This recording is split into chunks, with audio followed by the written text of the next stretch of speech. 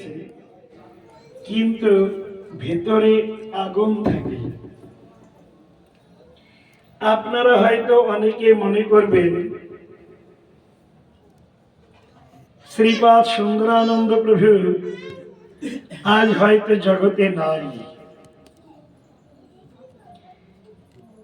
কিন্তু প্রকৃতপক্ষে শাস্ত্রীয় বিচারপরতার দ্বারা যদি আমরা উন্নীত হই,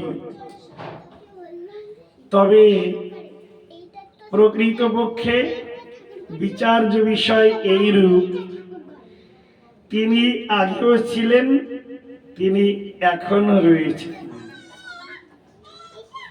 আমরা যেহেতু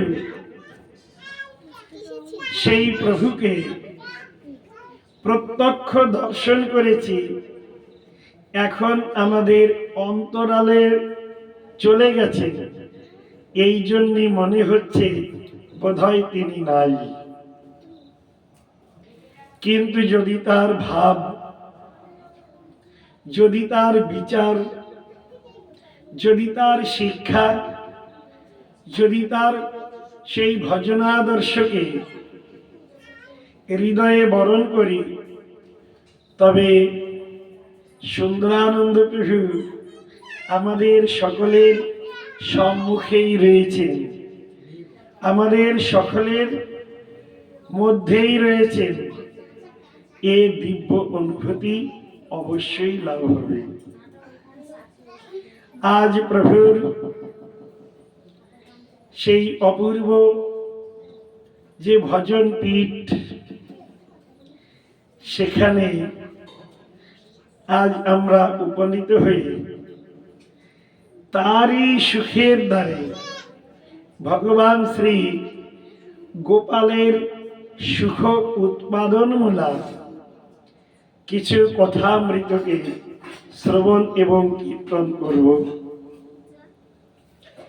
শ্রীল বিশ্বনাথ ঠাকুর গোপালের বর্ণন দিতে গিয়ে বলছেন,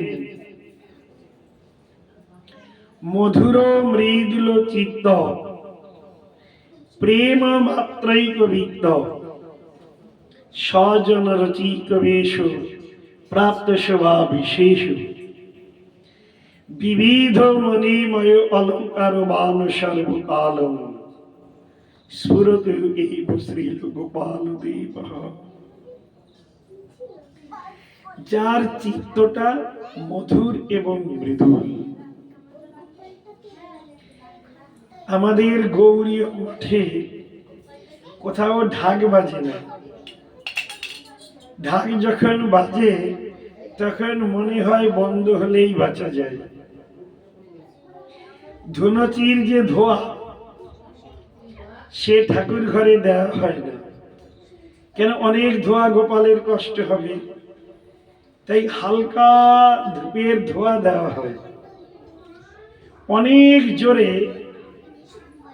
আমরা বাদ্যযন্ত্রকে বাজাই না, যেহেতু মধুর মৃদুল চিত্ত গোপালের, তাই সবটি মধুরাতি মধুর হলে গোপালের সুখ হবে বলছেন। এই কথা বলিস। গোপাল কি করেন? বিবিধ মণিময় অলঙ্কারের দ্বারা বিভূষিত হন। কেন? গোপাল তো রাজনন্দন। সেই গোপাল আমাদের হৃদয়ে নিত্যকাল স্ফূর্তি লাভ করুক, এই প্রার্থনা জানিয়েছে। কিন্তু এই গোপাল বড়ই লটঘাট করনে বলে হ্যাঁ। আমরা গোপালকে যেমন ভাবে দেখি, যেমন ভাবে ভাবি, যেমন ভাবে বুঝি, গোপাল কিন্তু সেই রকম নয়। গোপাল কখনো কখনো লীলাকে সন্দর্শন করান, আবার গোপাল নিজেকে কখনো ছুপিয়ে নেন, গোপন করে নেন। কিন্তু ভগবান কৃষ্ণ গোপাল অবস্থাতে সর্বশ্রেষ্ঠ কার্য চৌর্যবৃত্তি অবলম্বন করেন। এই জন্যে শাস্ত্রে বর্ণন করেছেন, ব্রজে সিদ্ধং নবনীত চৌরম গোপাঙ্গ নানঞ্চ দুকুল চৌরম অনেক জন্মার জিত পাপ চৌরম চৌরাগ্রগণ্যম পুরুষং নমামি। গোপাল কেমন?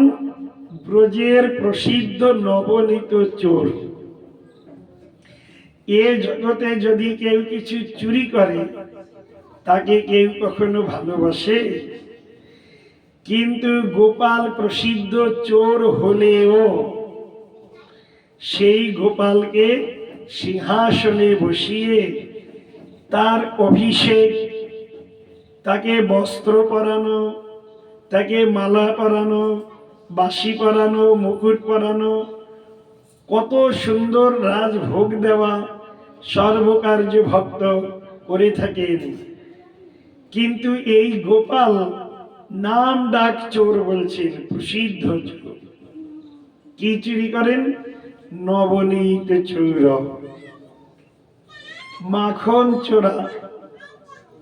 শুধু তাই নয়, পরেই বলছেন দুকুল চৌরম, ব্রজাঙ্গনা যে গণ, তাদের দুকুল মানে কাপড় বসন চুরি করেন।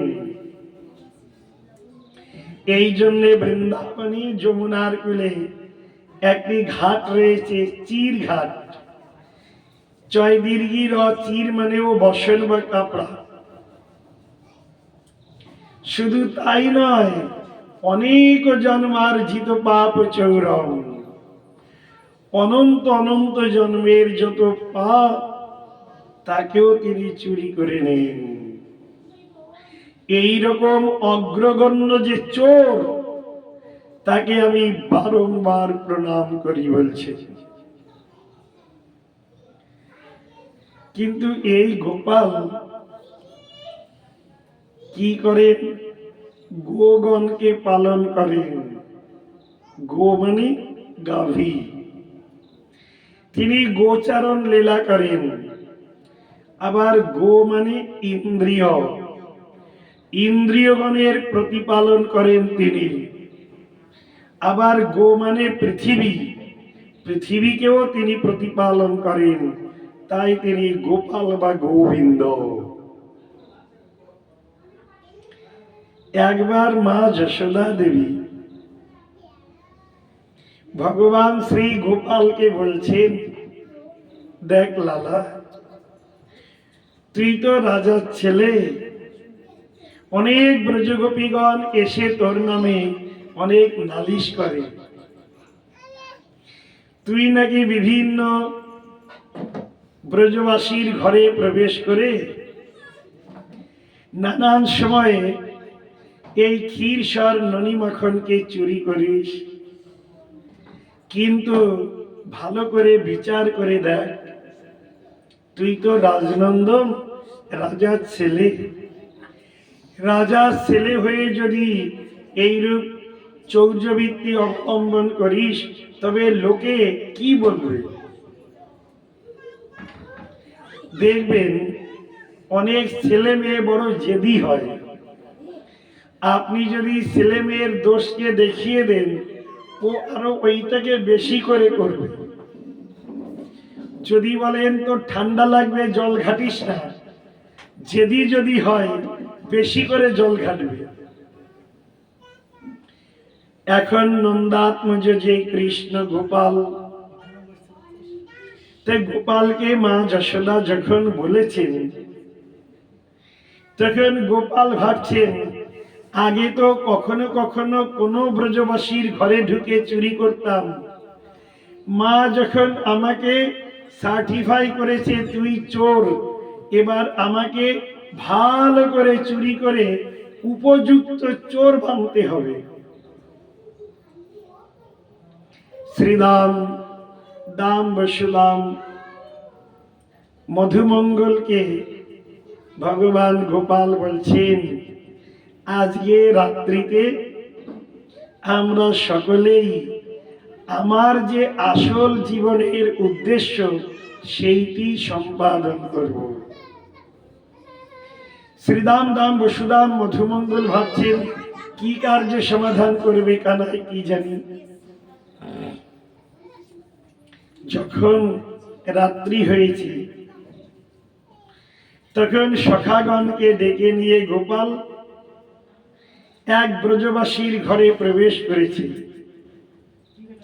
গিয়ে দেখে ঘরে ক্ষীরও নাই, ননি নাই, মাখন নাই, কিছু নাই।